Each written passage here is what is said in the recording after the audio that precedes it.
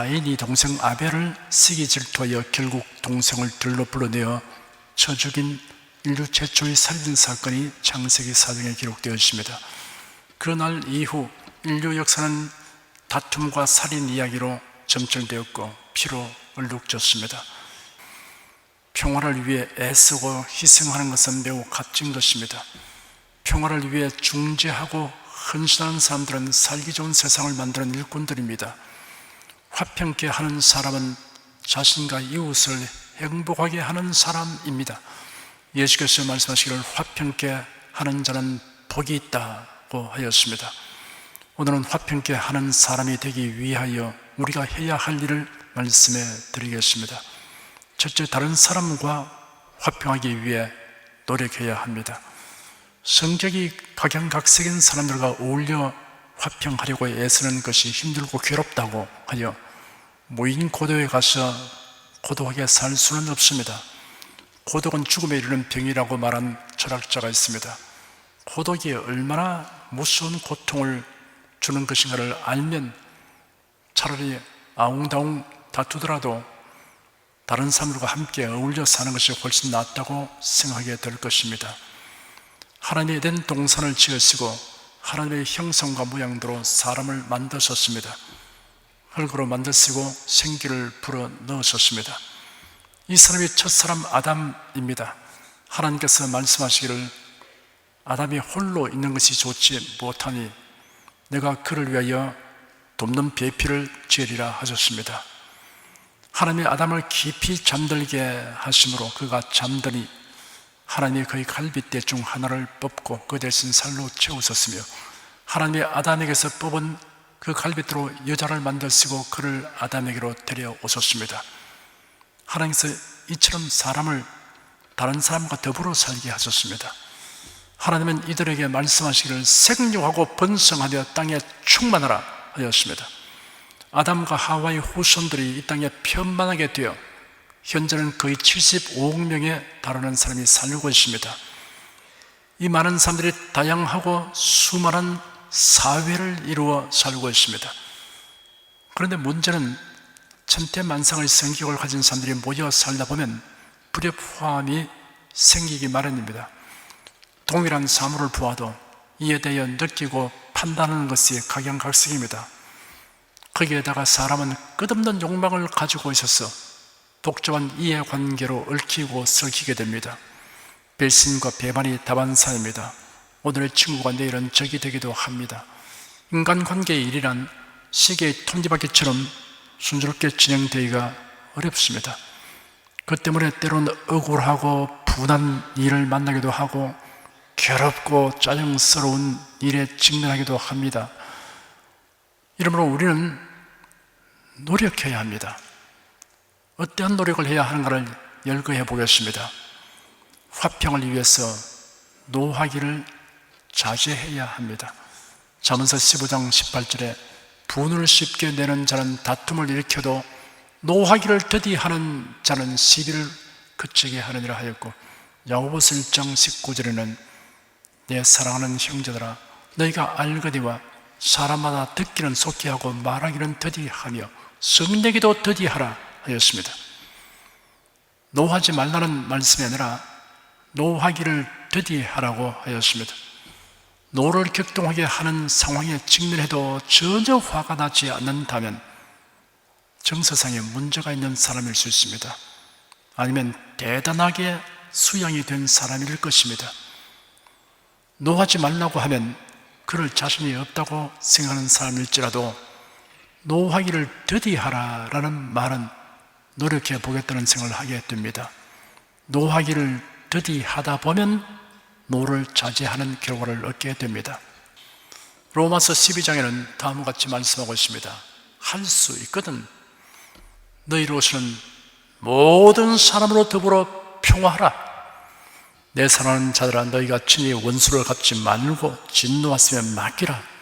기록되었을 때 원수 갚는 것이 내게 있으니 내가 갚으리라고 주께서 말씀하시니라. 할 수 있거든 너희로서는 모든 사람으로 더불어 평화하라 하였습니다. 이 말씀은 평화를 도모하는 데는 원칙이 있음을 의미하고 있습니다. 화평을 위해서 신앙을 포기하거나 화평을 위해서 우상 숭배하는 일은 할 수 없는 일입니다. 화평을 위해서 불의와 거짓에 가담하는 것은 할 수 없는 일입니다. 화평을 위해서 사악한 목표와 의도를 가지고 해치려고 하는 자를 용납하는 것은 할 수 없는 일입니다. 해서는 안 되는 일입니다.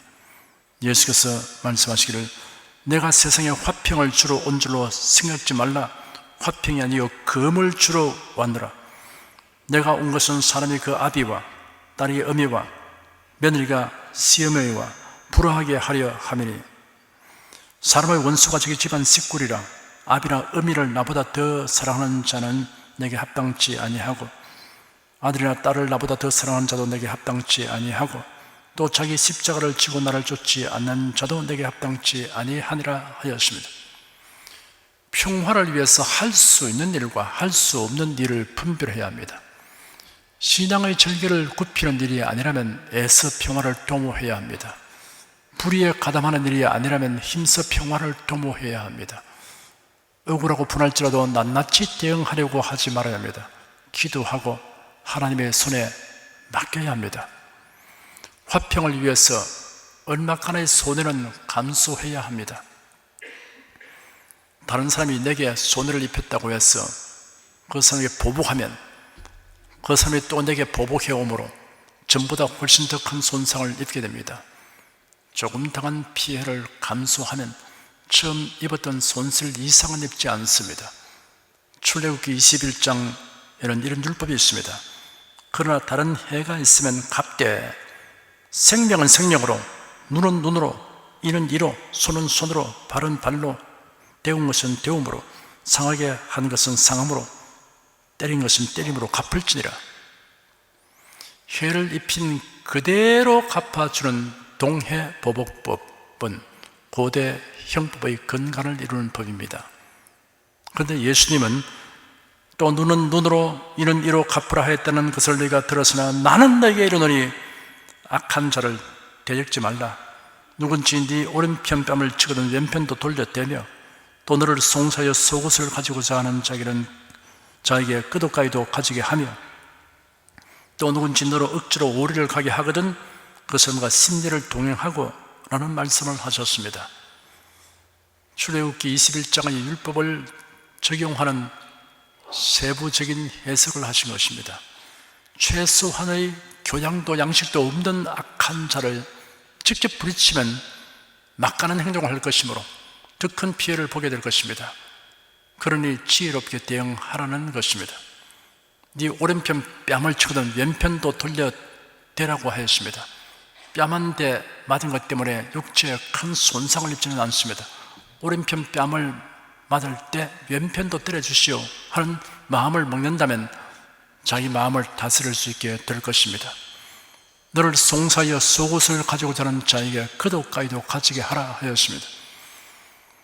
유대인들의 의복 중에 속옷은 겉옷에 비해 값이 덜 나가는 것입니다. 인교차가 심한 팔레스타인에서는 겉옷은 밤에 덮고 자는 용도로도 사용하기 때문에 전당 잡을 수조차 없는 물건이었습니다. 강압적으로 속옷을 요구당할 때 겉옷까지 줄 마음을 먹으면 자기 마음을 다스릴 수 있습니다. 근소한 손실은 그냥 수용하는 것이 지혜로운 대처 방법이라는 교훈입니다. 누구든지 너로 억지로 오리를 가게 하거든 그 사람과 심리를 동행하라 하였습니다. 그 당시에 로마 사람은 식민지 사람들에 대하여 강제 징벌하는 법이 있어서 강제로 짐을 지게 하거나 문서를 전달하게 하였습니다. 오리를 동행하자는 요구를 받았을 때 아예 심리를 동행할 마음을 먹으면 자기 마음을 다스릴 수 있습니다. 오리까지 동행했는데 조금 더 가자고 요구하는 경우에 따지고 대들면 로마 사람이 굽히고 들기가 만무합니다. 다툼이 생겨 법정에 가더라도 이길 확률은 없습니다. 공연히 감정만 상하고 시간만 낭비하게 되고 말 것입니다. 오른팔을 부서뜨리거든 왼팔도 내놓아라. 가재 도구를 요구하든 집을 내어주라. 강제로 병리를 가게 하더라도 동행해주라. 이런 말씀이 아닙니다. 중대한 손상이나 손실이 아닌 것이라면 다투기보다 넉넉한 마음을 가지고 수용하는 편이 낫다는 말씀입니다. 맞대응하여 싸우면 더 큰 손해를 입을 수 있습니다. 분개하고 분노함으로 마음의 평화를 잃어버리면 이중의 손실을 보게 됩니다.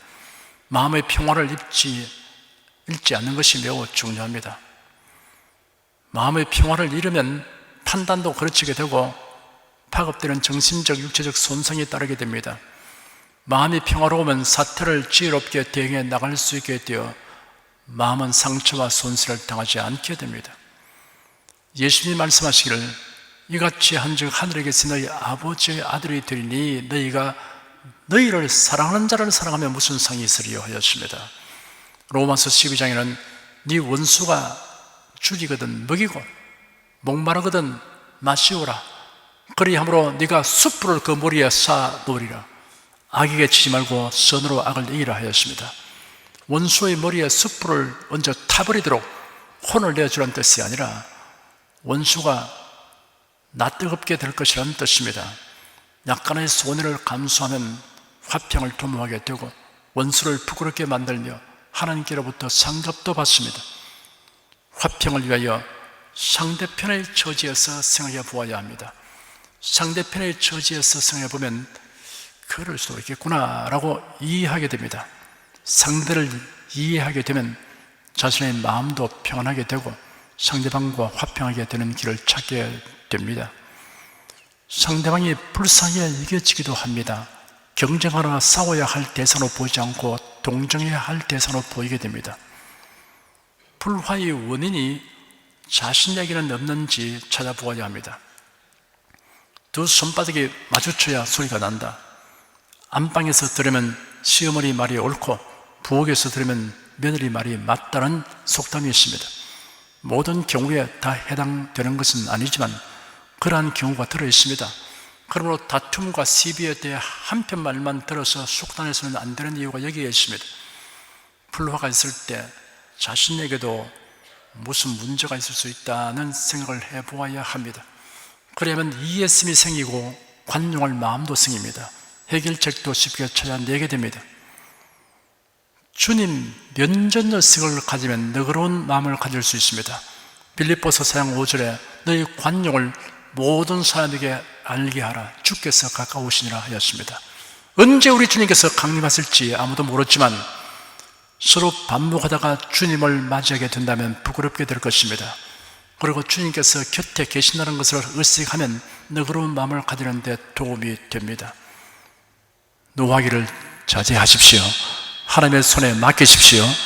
얼마간의 손해는 감수하십시오. 상대방의 처지에서 생각하십시오. 원인을 자신에게 찾아보십시오. 주님 면전의식을 가지십시오. 이러한 노력을 통하여 다른 사람과의 관계에서 화평하게 된다면 마음의 평화와 더불어 많은 유익을 얻으며 누리게 될 것입니다. 둘째, 사이가 좋지 않고 반목 상태에 있는 이웃들을 화평하게 하는 중재자가 되어야 합니다. 분쟁하는 당사자들을 내버려 두면 반목과 대립이 장기화되고 격렬해지기 쉽습니다. 여기에 분쟁을 조정하고 화해를 중재하는 사람이 필요합니다. 국제간에도 분쟁이 있으면 유엔에서 평화를 위해 조정 역할을 합니다. 만일 이렇게 중재하는 일이 없으면 전쟁이 더 많이 일어날 것이며 장기화될 것입니다. 국제사회뿐 아니라 어느 사회에도 중재자가 필요합니다.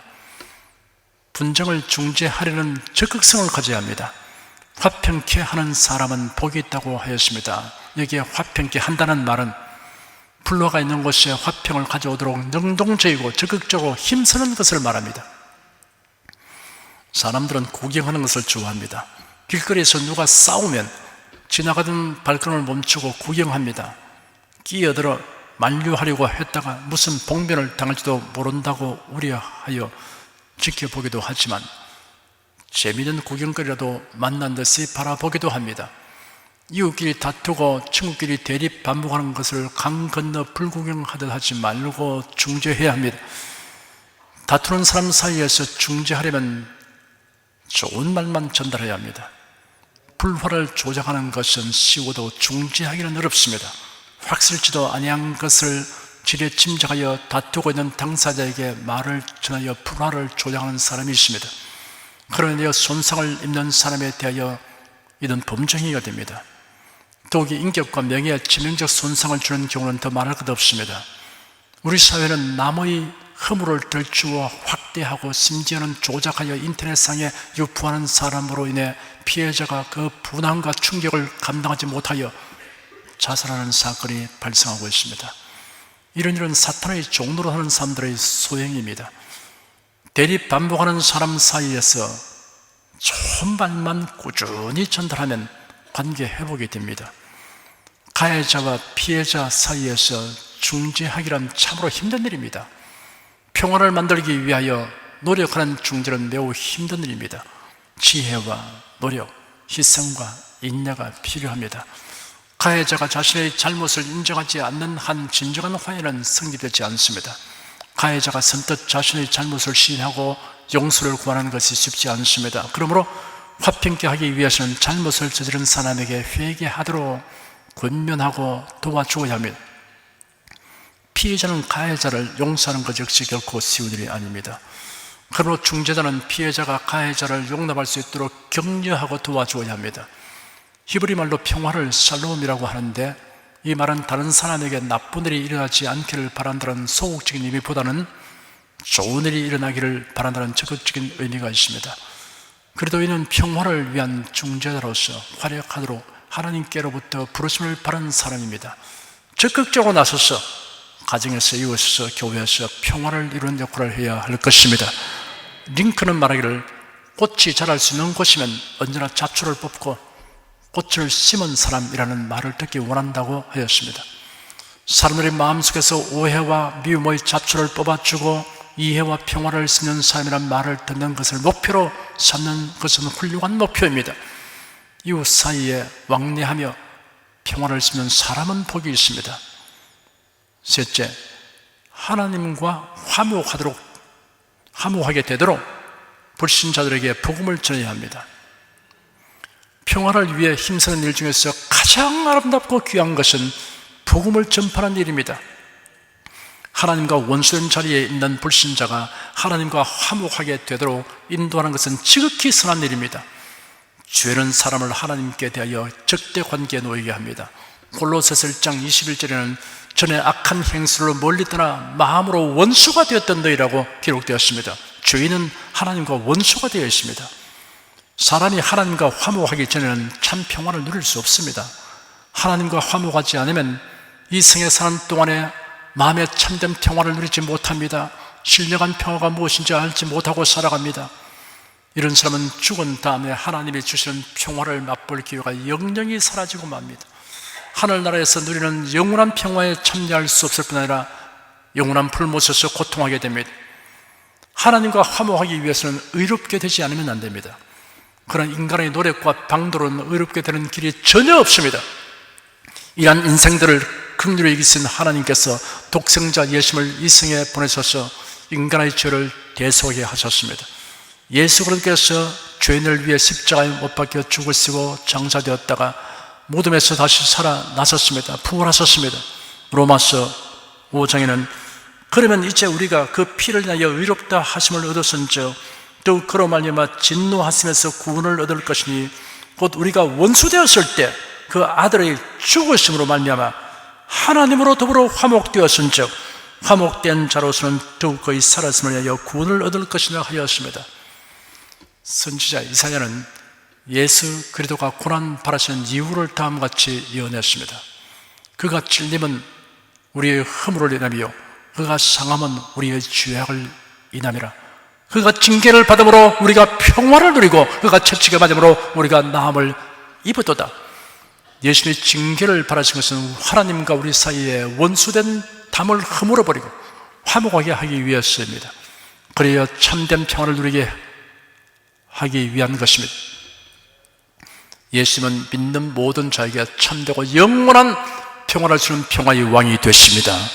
로마서 5장 1절에는 그러므로 우리가 믿음으로 의롭다 하심을 얻었은즉 우리 주 예수 그리스도로 말미암아 하나님으로 더불어 화평을 누리자 하였습니다. 누구든지 회개하고 복음을 믿으면 의롭게 되고 의롭게 된 사람은 하나님과 화목하게 됩니다. 그리고 우리 주 예수 그리스도로 말미암아 하나님으로 더불어 화평을 누리는 생활을 하게 됩니다. 예수를 믿고 위롭게 되었고 하나님과 화목되었으며 하나님과 더불어 화평을 누리는 성도들은 다른 사람들도 이러한 복을 누리도록 복음을 전파해야 합니다. 이 일은 하나님이 주신 거룩하고 영광스러운 임무입니다. 성경에 기록되기를 모든 것이 하나님께로 났나니 저가 그리스도로 말미암아 우리를 자기와 화목하게 하시고 또 우리에게 화목하게 하는 직책을 주셨으니 이런 하나님께서 그리스도 안에 계시사 세상을 자기와 화목하게 하시며 저희의 죄를 저에게 돌리지 아니하시고 화목하게 하는 말씀을 우리에게 부탁하시느니라 하였습니다. 복음을 전파하는 일은 화평케 하는 일 중에 최상 최고의 직책입니다. 좋은 소식을 가져오며 평화를 공포하며 복된 소식을 가져오며 구원을 공포하며 시온을 향하여 이르기를 네 하나님이 통치하신다 하는 자의 산을 넘는 발이 어찌 그리 아름다운고. 이사야서 52장 7절 말씀입니다. 화평케 하는 소식인 복음을 전하기 위해 산을 넘는 발이 참으로 아름답다고 하였습니다. 복음을 전하는 성도들을 구역장도로 인하여 예배 때마다 많은 결신자들이 일어나는 것을 봅니다. 이렇게 전도하는 분들의 모습이 참으로 아름답습니다. 성령은 여러분의 발조차 아름답다고 하였습니다. 화평케 하는 자는 복이 있나니 저희가 하나님의 아들이라 일컬음을 받을 것이며 하였습니다. 화평케 하는 자는 복이 있습니다. 하나님의 아들이라 일컬음을 받는 복이 있습니다. 아들은 아버지와 같은 집에 거하며 아버지의 재산을 상속받는 특권을 누립니다. 하나님의 아들 된 자들이 장차 누릴 부유함과 평복과 영광은 세상의 그 무엇으로도 좋게 비교할 수 없습니다. 예수를 믿는 사람은 하나님의 아들이라는 신분을 가졌습니다. 예수를 믿는 사람은 다 하나님의 아들이지만 특히 화평하게 하는 일에 힘쓰는 사람은 과연 하나님의 아들답다는 인정과 칭찬을 받게 됩니다. 하나님의 아들이라고 불리는 사람은 화평하게 하는 일에 힘쓰는 것이 마땅하다는 말씀입니다. 사랑하는 성도 여러분은 힘써서 다른 사람과 화평하게 지내십시오. 반목하는 사람들 틈에 들어가서 화평을 위해 중재하는 역할을 하십시오. 불신자에게 복음을 전파하여 그들이 예수 그리스도로 말미암아 하나님으로 더불어 화평을 누리도록 하는 일에 즐겁게 행하시기 바랍니다. 그리함으로 여러분은 과연 하나님의 아들이다라는 인정과 칭찬을 받게 되시기를 축원합니다. 기도하겠습니다. 하나님, 사람이 이 땅에 고독하게 홀로 살지 못하는 것은 하나님이 사람에게 사회적인 본성을 주기 때문에 아담을 지으시고 홀로 있는 것이 좋지 않다고 하시고 하와를 지어서 함께 거하게 하셔서 가정을 이루게 하시고 그래서 인류 사회에 이어오면서 수많은 다양한 사회가 형성돼서 사람들을 올려 삽니다. 그러나 사람들이 다 죄성을 지니고 있고 탐욕이 있고 하기 때문에 서로 충돌하고 싸우는 일이 개인적으로, 가정적으로, 사회적으로, 국가적으로 늘 일어나고 있습니다. 이런 상황에서 어떻게 하면 내가 다른 사람과 화평을 누리며 다른 사람의 중재자가 되어서 화평을 이루며 사는가를 우리에게 말씀해 주신 것을 감사합니다. 먼저 하나님과 더불어 평화를 누리는 이 놀라운 길을 우리에게 열어주신 것을 감사합니다. 우리 성도들이 이 같은 복을 바란 것을 깊이 깨닫고 하나님과 더불어 누리는 그 평화를 안고서 우리가 평화를 만들어내는 사람이 되게 하여 주시옵소서. 예수의 이름으로 기도드립니다.